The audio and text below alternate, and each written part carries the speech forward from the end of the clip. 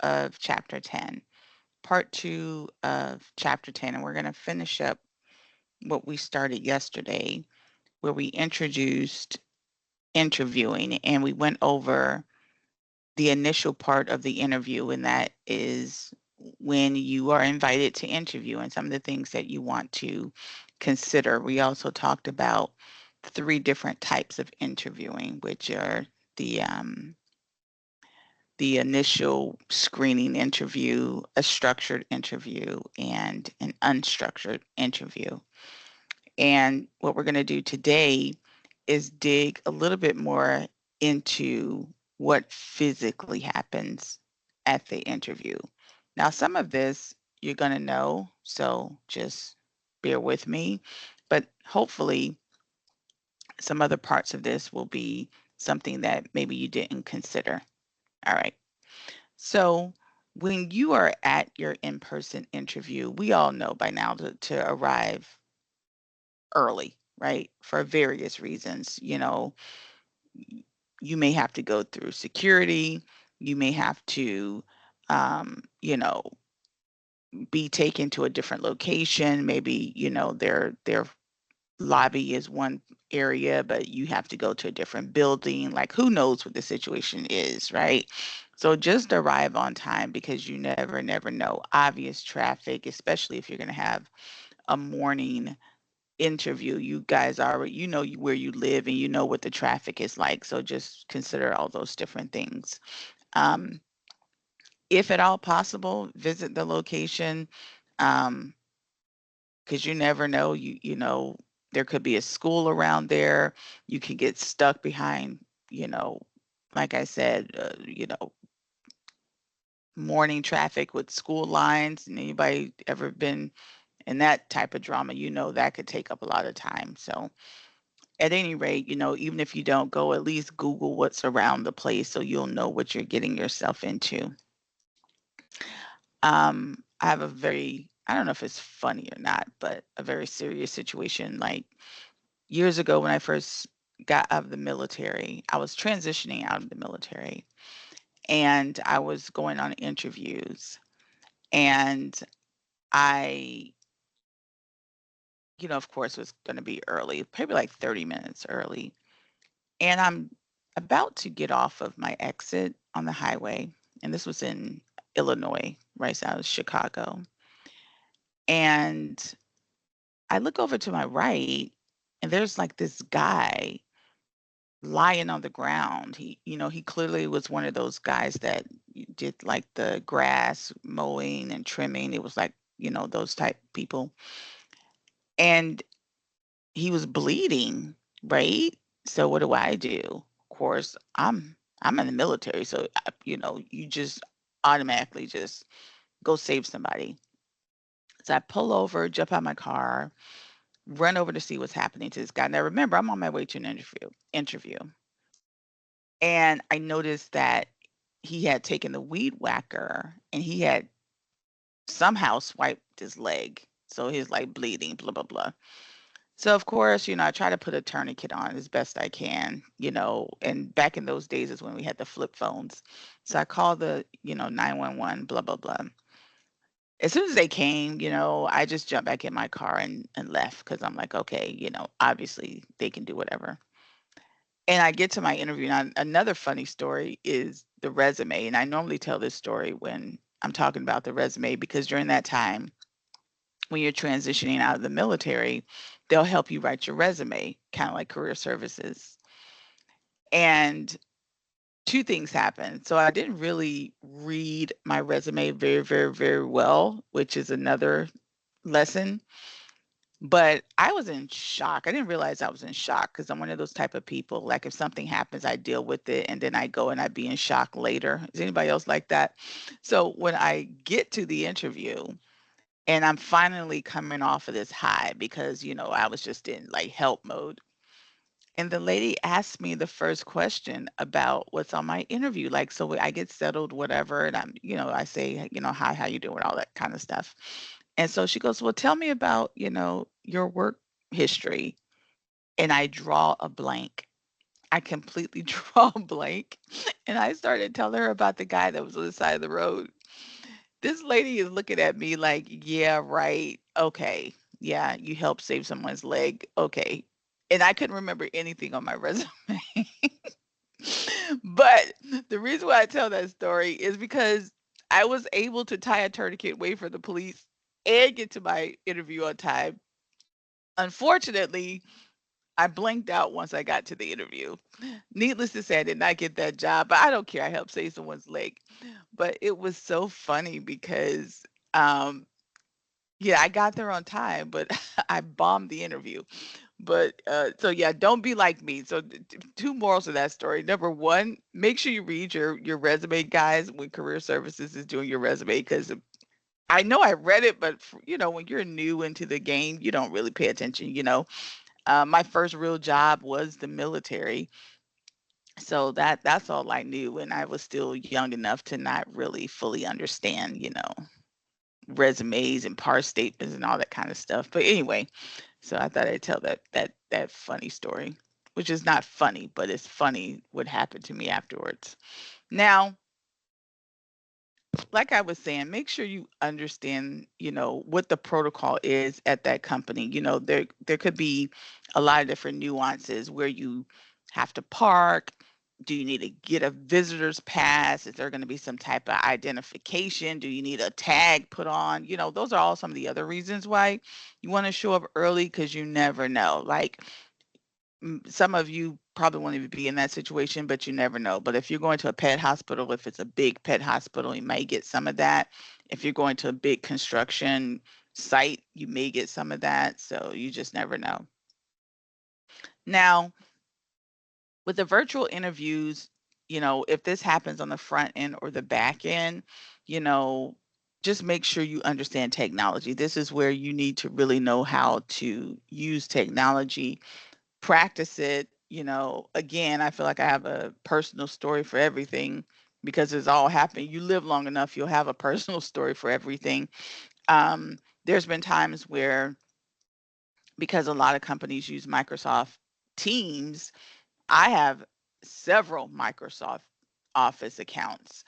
And if you don't log out of one account and you try to log into an account that they send you, then that can totally mess you up.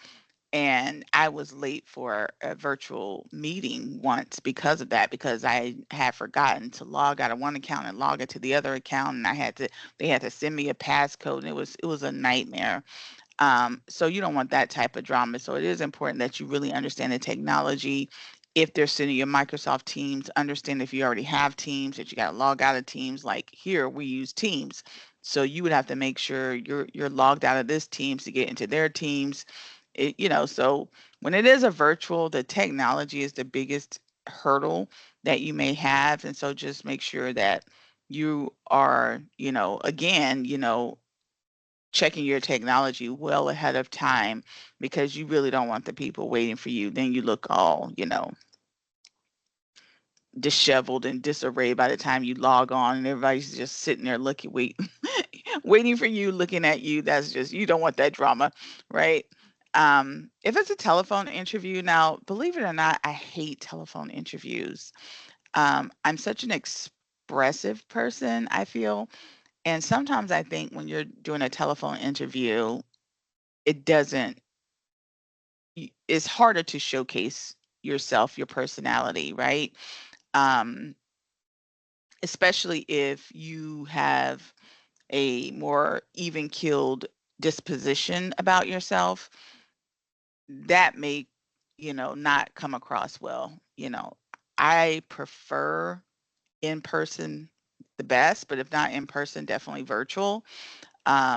Video, last resort for me is telephone, because now you really got to amp it up. And then they even teach you in the book, it talks about, if you're not in person, if you're over the phone, if you are on video, you really have to try to be expressive. I'm not saying, go out of your way to perform, but just be mindful of that. If you know that you have a disposition that's more even keeled, maybe you talk in a monotone way, maybe you're the type of person that answers exactly what's being asked, you may have to elaborate more. You may have to be a little bit more expressive in your tone. Um, so just be mindful of that. I would say, not to be Debbie Downer, but of all the jobs I probably never got, most of them were telephone interviews. I don't know what it is. I have, obviously I've been turned down for jobs, but I will say maybe only once or twice in my life have I ever gotten turned down for a job that was face to face. Virtually, maybe 10%, but the biggest turn downs I've ever gotten were telephone. I don't know what it is because I think it's just awkward, right? Because there's this awkward silence. They ask you a question, you answer it. Now you're sitting there waiting for them to ask you another question, then you answer it. It's just a really awkward, way to interview people. But most people have gotten away from that unless they know you or there's some other connection, you know. But the screening interview is fine, but the other ones, it could just be really awkward. All right. So in the book, it does give you, some tips on how to, you know, do better with a telephone interview. It's almost like pretending like you're physically talking to someone because sometimes have you ever been able to tell like when someone is in the bed or someone is distracted when they're over on the phone? Has anyone ever been able to tell that? Or you can tell that the person is, I don't know, somehow you can tell if they're paying attention or not paying attention. I don't know what it is, but some of that does come across, right? So it's obvious too. Can you imagine lying down in your bed taking an interview? That would be crazy. But so just be mindful of that because some of that stuff does come across. Now, again, with the video interview, we kind of talked about this, but just making sure everything is working, your software is up to par, make sure your web camera works. I've seen people not know how to use their computer and their web camera. Just make sure all that stuff works. We know that. Make sure everything is installed properly. And that, once again, is another question you can ask the HR person. If it is going to be a video, most of you won't have it unless you have to have some second or third meeting. What system is it? It's okay to ask. Was this be over Zoom? Is this going to be Microsoft Teams? If this is this going to be Google? Like, make sure you ask that question so you don't get blindsided. Now, when it comes to the interview questions, this is the heart of what we'll be talking about. There are 3 different types of questions, and we're gonna dig into those. We talked a little bit about the general information questions. They always start with that, "Tell me about yourself." Then they dig into 2 specific types of questions. One group is called behavioral type questions, and the other one is stress type questions, and we'll explain what each of those are. Now, when it comes to the general questions, tell me about yourself. What kind of jobs have you held? What is most interesting about this position? Why do you want to work for this company? This goes back to what we started yesterday. When someone asks you to tell them about yourself, what they're really saying is, why do you want to work here? Now, how does that make sense? Because they wanna know, like, if you're started out as a welder or an HVAC, they're gonna wanna know, okay, like, I've seen your resume, especially if you don't have experience in it. They're gonna wanna know, like, why here? Why now? Like, what's up, right? So what you want to do is to try to weave together a story that leads to you coming to this welding job or coming to this HVAC job. It could be something like, I've always been very interested in working in the HVAC industry. It wasn't until, my cousin was telling me about their position, and how well that, that the company, don't say get paid. Please don't talk about, oh, I'm just in it for the money. Don't ever say that. But you want to talk about, again, how your cousin maybe, talked about, the training, talked about, the industry itself being good. And so you decided after working in customer service for a few years that you wanted to, transition into an industry that you felt that you had a natural ability to be in, right? Something like that. And then just dig right into, and I researched your company. I saw that your company had a great training program. And this is why I wanted to work at your company, right? So when they ask you to tell me about yourself, that is what they're looking for. Really tell me, how did you arrive here? Not give me a long story about where you grew up and all that kind of stuff. They don't care about that. That's what they're really asking. Again, if you're in the VA program, talk about your love for dogs or your love for animals and how did you arrive at this decision, specifically this company. Obviously, it's something about that company that made you come choose them, outside of their advertising for a position. There's something about that company, hopefully, if you've done your research, that made you say, oh, this would be a good fit for me. And if you're really thinking about your career plan, that should be a key indicator because let's say you want to work at a veterinary hospital, for example, that deals with animals that may have some type of special needs, because animals have that too, right? Maybe they missing a leg, maybe they have some type of, you know, health issue. And so that is the type of environment that you wanted to work in. And maybe that's because maybe when you were younger, you had an animal that had a special need. And so now you have an affinity towards that. Like, weave that story. That's what they want to hear. Does that make sense, guys? What I'm saying to you? Like, they want to see the passion and why you're choosing this industry and them. Okay, very good. I'll get off of that soapbox. Now, here's the heart of the matter. What how do they ask questions about your past? These are where behavioral type questions come in. So if you think about the the the, the description of the question, their behavior.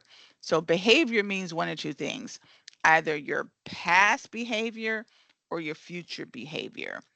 Typically, the behavioral type questions will talk about your past, things you've done at your previous company in your previous work.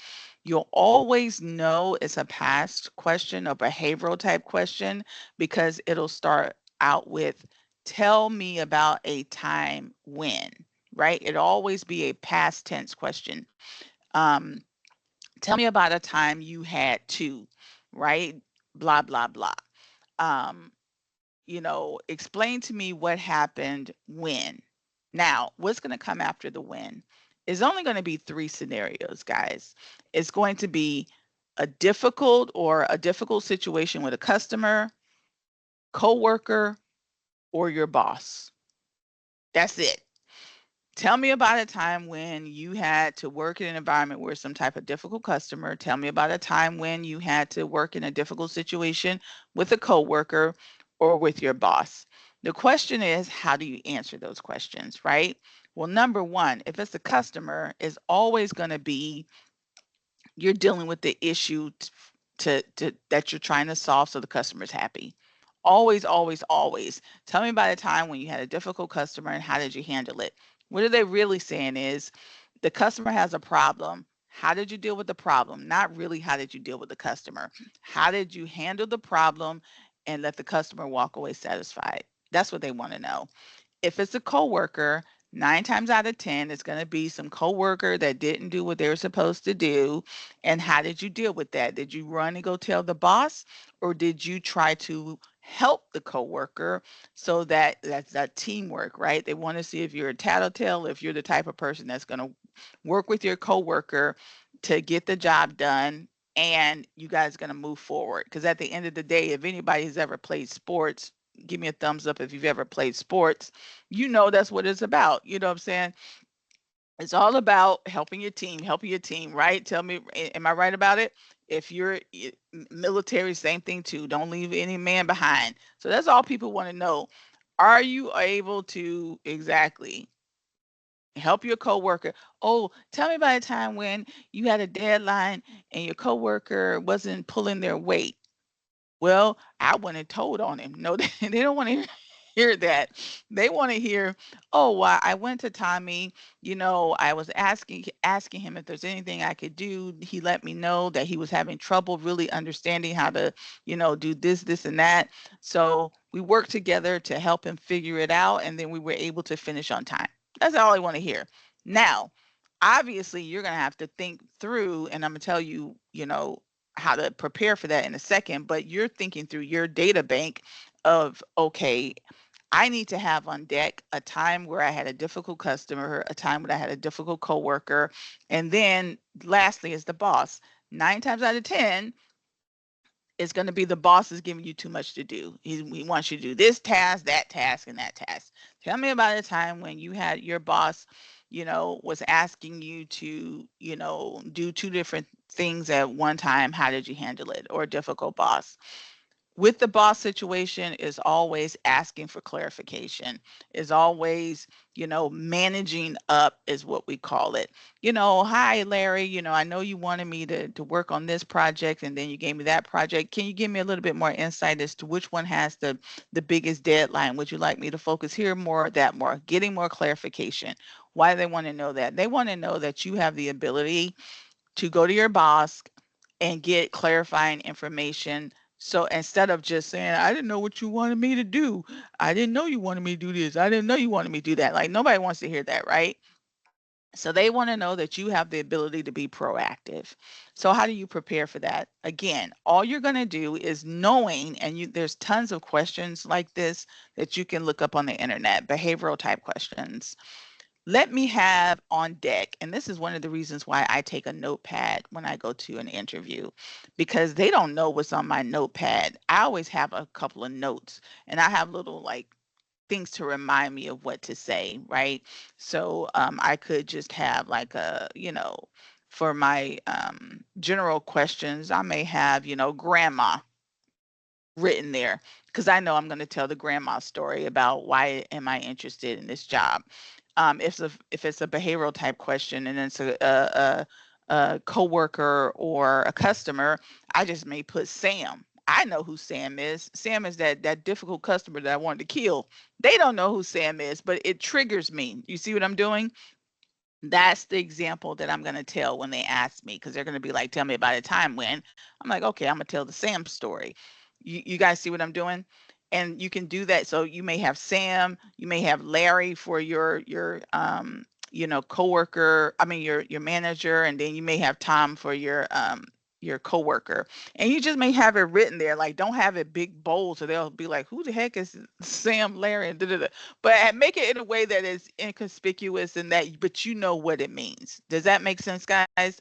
So those are those behavioral type questions. Now, here's another reason why you really want to do your research with the company. Typically, those stress related questions are going to start with what would you do if? What would you do if? And these are hypothetical. And 99% of the time, they are going to use their company as the example. And if you don't know anything about their company, you don't know anything about the type of people that the type of customers that they have, you're not going to know what the heck they're talking about. Typically, it's going to be either some situation that has physically happened at their company, maybe the last guy that you're replacing, or something else, and are going to want to know what would you do in that situation. It's going to be hypothetical. Now, the good news is 9 times out of 10, it's still going to be one of the three: a customer, a coworker, or a boss. But it's going to be centered around their institution. So this is why you need to do your research. Go ahead, Patience.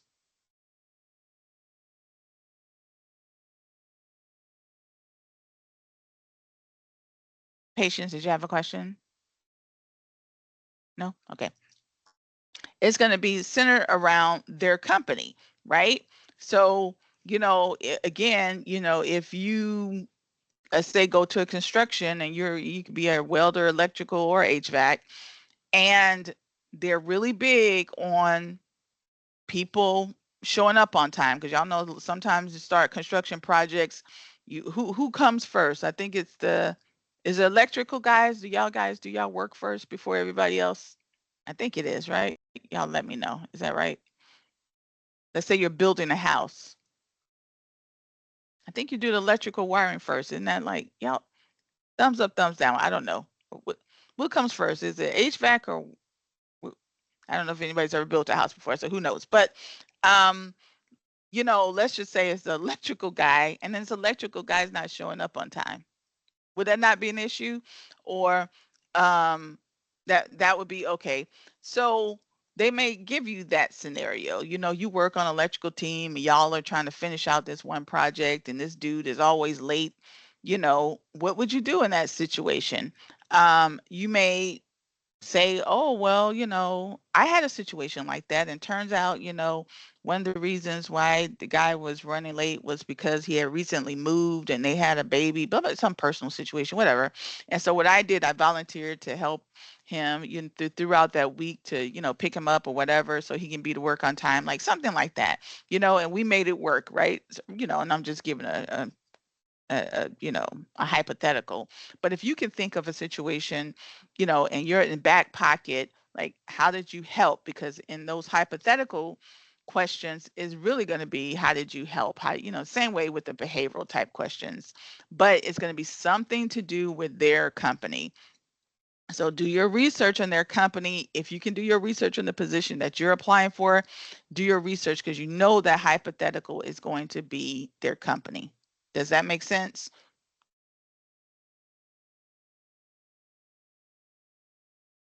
Do we have any questions on that? Oh, y'all got it? Okay, y'all want me to? Okay, I'll keep going. So moving past those questions, thank you. Thank you for the thumbs up. You see how they treated me, right? Nobody wanted to say anything. For their legal type questions, now there are some questions that they are not going to ask because they will never, never, never, ever ask. They shouldn't ever ask. I don't care if you come in there looking 6 months pregnant.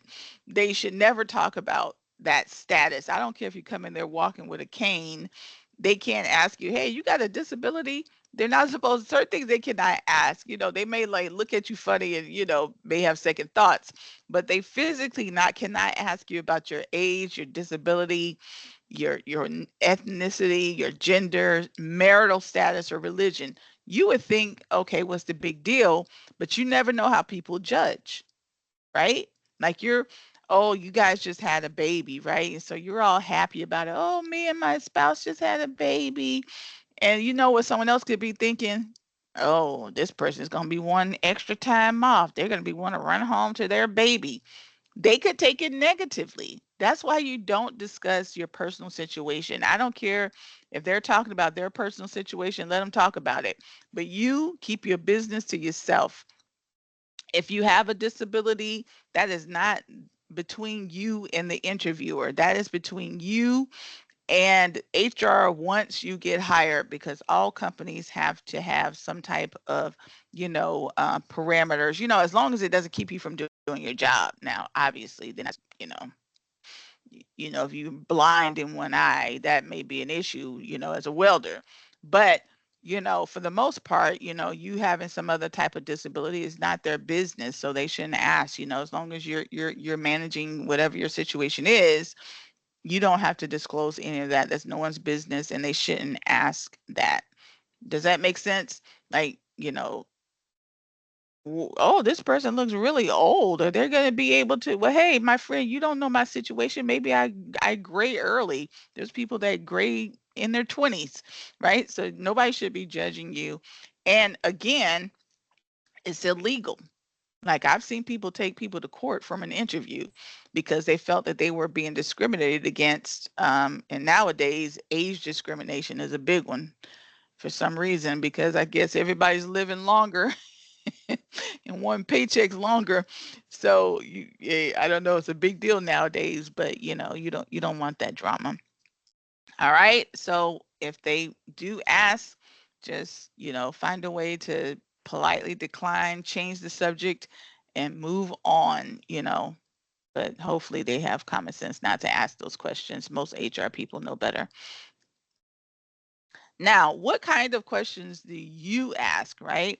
You know, one thing I want you to do when you prepare for this interview by doing your research on the company, which is another reason why you should have a notepad with some notes jotted down. Like, please don't show up at the interview with a bunch of documents that you printed off the internet about the company and highlighted. Like, don't do that. Write the stuff down. Like maybe one or two questions that you may have or something to jog your memory about the company. Again, these are your notes. So write it in little code so they don't, not that they're going to be staring at your notepad, but this is really for you almost like cue cards so you'll remember what to say, right? So if it's something about the company, you may put 22 because they have 22 sites, so 22 whatever, something that, so when you have to engage in conversation, it'll just jog your memory. But when they typically at the beginning, when they ask you to tell them about yourself, they will then tell you about the company. So that'll be the type of exchange that'll happen shortly thereafter, you explaining about yourself. Then they'll say, okay, well, let me tell you a little bit about the company. When they start talking about the company, this is your cue to interject as it sees fit. So if they're saying, yeah, we just got this major contract, now you can say, oh, yeah, I read about that, right? So they'll be like, oh, okay. So, you know about the contract we just got down in Miami, and it's one of the reasons we're trying to expand. You'll be like, yeah, I saw that you guys got that big contract with the county down there, and that you're going to help them expand with that new building. There you go. You see how that works? So now you're starting to develop this conversation. This is one of the ways that you use the information that you've read about. Another way is if you happen to have a follow-up question, and so he's talking about that. And let's say you had a follow-up question about if you're going to have to travel to this site because they may have put in their advertisement that they have this new position, but they didn't specifically say that your job is going to have to travel there. You can say, oh, okay, so will we be traveling down there? Now, maybe you don't want to travel. Then that's your way of saying, okay, let me put that in my back pocket. Yeah, so you can say, oh, okay, will we travel there? Or, maybe you do want to travel, then that way you'll know. But this is how you engage with them and ask follow-up questions without being so obvious. Because whether you do or you don't want them to say, oh, this person doesn't want to travel. You don't, you're just asking questions. So that's one way they ask questions. What is my point? Don't wait to the end of the interview and the person has already talked about the position and they say, do you have any follow-up questions? And then you go all the way back to the beginning and say, oh, will you have to travel to Miami? Like, ask that question while it's being discussed. Does that make sense? Because you don't want it to seem like that is a big factor for you. You're just right. So as you're doing your research, have your little questions, but don't wait till the end to ask them. Ask them in the midst of the interview. Okay, very good. Um, Again, when you are having your initial interview, don't ask about money. Here's why. Because you're listening to her or him the same way that they're listening to you. And you're listening to say, does this job really pay 25 bucks an hour? Is it worth it or is it worth 30 or is it worth less? Most times it's not going to be less, but you're listening to what they have to say. And this is why you need to know your work, because you need to know in Central Florida what that position commands, right? So you're listening to hear what they have to say. Y'all know a lot of times these smaller companies want you to do the world and they want to pay you nothing. So unless that's part of your trajectory to work at a smaller company and to learn everything and understand that you probably won't get paid, Make sure you understand what they're asking you to do. You know, you're listening to see, oh, am I jumping into a project and the person got fired 3 months ago, so now I got to run in here and do 3 months worth of work. Yeah, we had to get rid of Jordan, because Jordan, was, how they get comfortable with you and sometimes tell you too much. Jordan was never ever able to make it to the job site, and so now we're all backed up. That may be a red flag for you. You telling me I'm about to jump into something that's 3 months in arrears, right? So, you may ask a follow-up question. Oh, okay. Do you guys have a deadline to get that done? Because, i.e., am I about to get into this situation and have to work 90 hours a week? What's going on here, right? So you need to know what's happening, and that is one of the ways that you can ask these questions without being too obvious. But it's, again, what you need, what you'll need on the back end. So when HR comes back around and starts to say, okay, we would love to move forward with offering you a job at 22 bucks an hour. And you may be like, well, hey, Sarah, yeah, I noticed in the interview that, you guys were really backed up, and we're going to have to, pick up the slack for the other team. I mean, don't say pick up the slack or something like that, and I was really looking at $25 an hour as a starting point. This, I'm not telling any of y'all to go and negotiate. Now, I don't want y'all telling y'all career services. My teacher said to negotiate, you know, uh, uh, you know, of course you're supposed to negotiate, but if they get you a job and they're starting at 22, and hey, go with what you need to do. But I'm just telling you typically how it works, right? Ask for 25, and sometimes you get it, sometimes you don't. I've negotiated my salary. This is what is textbook to negotiate your salary. Obviously, when you're first starting out, you may not have that opportunity. You guys understand that, right? So not until you interview do you really know what the job is. And not until they interview you do they really know what your talent is. This is why you wait to ask for the money on the back end. Does that make sense?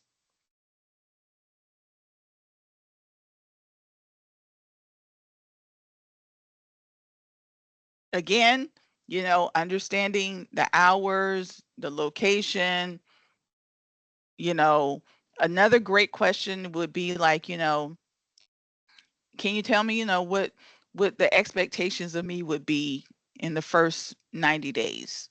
That's a great question, because that's another way of saying, what am I walking into? What am is there going to be any training, any over, I wouldn't ask, oh, is there going to be any training? Because it kind of makes it seem like you don't know what you feel like you don't know what you're doing. But I would say, okay, so what would my first 90 days look like? That's a valid question, because you're trying to get some insight. Has anybody ever taken a job and then their first week, like, oh man, I made a mistake?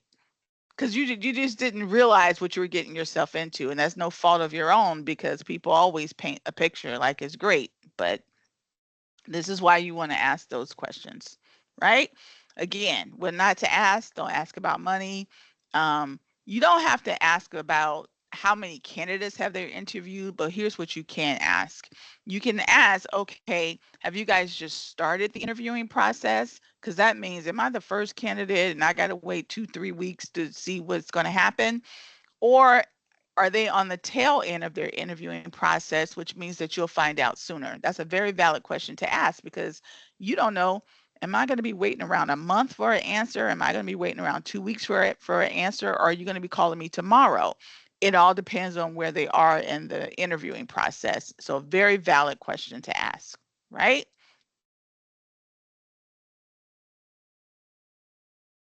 Yeah, okay. Now, make sure that when you leave, if you don't have the person's who's interviewing you information, ask if you can have a card. Normally, certainly it depends. I know, and I'm very corporate, so I have to, you know, preference this with it may not be always official for some of your jobs. But the reason why you want to have a card is because what are you going to do with that card? Somebody tell me what you're going to do with that card. Who knows what you're going to do?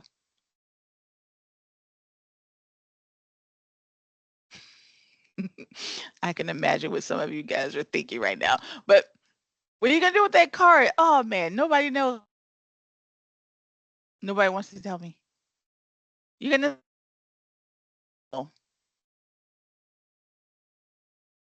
How many people knew that? You just didn't want to say. You're going to send a thank you email. You're going to send a thank you for your time. Thank you for meeting with me. Now, what are you going to say in that email? What you're going to say is something that happened in the interview. So let's say, you know, I don't know why I always use Sarah and Larry. Sarah interviewed you and she talked about the new project in Miami. You're going to thank Sarah. Thank you so much, Sarah, for your time, just like we did with the career services, right? I really appreciate you talking more about this new project and, how it's going to serve the community in Miami. I really can't wait to get started. I really look forward to hearing from you soon. Warm regards. Boom. Yeah, you're done, right? Say something that happened in the interview to let Sarah know that you were listening to her.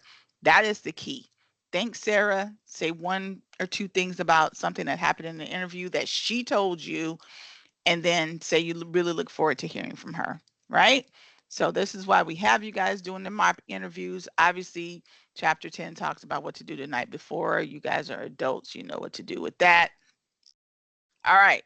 So here's your conference question. Here's what I want you to do. I want you to name three things. How many things, people? Three. Don't give me one. Give me three, please. Please. Three. Name three things you are looking for in a company. And don't list money because I know some of y'all just say money, money, money. List three things that you are looking for in a company. Why do we want you to do this? We want you to do this because we want you to keep that in the back of your mind. This is a career. So when you're looking on Indeed, LinkedIn, or wherever you're looking, you're making sure that the company is in alignment with your career plan. All right? Three things that you are looking for in a company. Let me remind you that you do have a midterm tomorrow. You do have a midterm tomorrow. Don't jump out just yet. You do have a midterm tomorrow. So when you come here tomorrow, please come on time. We are going to be in and out. I try not to hold you long on midterm because I want you to be able to take the test. Now, the midterm technically has been open since Monday, and it will close on Sunday. But I want to be respectful of people's time. Some people carve out this time, as you should, to do their work. So for those of you that are taking your midterm, tomorrow, during this time, I won't hold you for a whole hour, then have you go sit for a midterm. So please come on time, because if you come past 15, 20 minutes, we may be gone. You're just going to have to watch the video.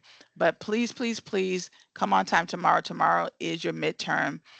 Make sure that you review what the midterm chapters are. It's going to be basically on the chapters from week 1 and week 2. All right. Any questions on that?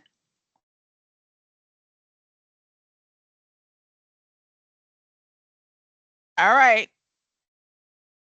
Also remember that your resumes are due tomorrow. Resumes are due tomorrow. Thank you. Thank you. Thank you for the hand clap. I thank you, Diego. All right. If you guys don't have any more questions, I'm going to go ahead and stop the recording. Thank you.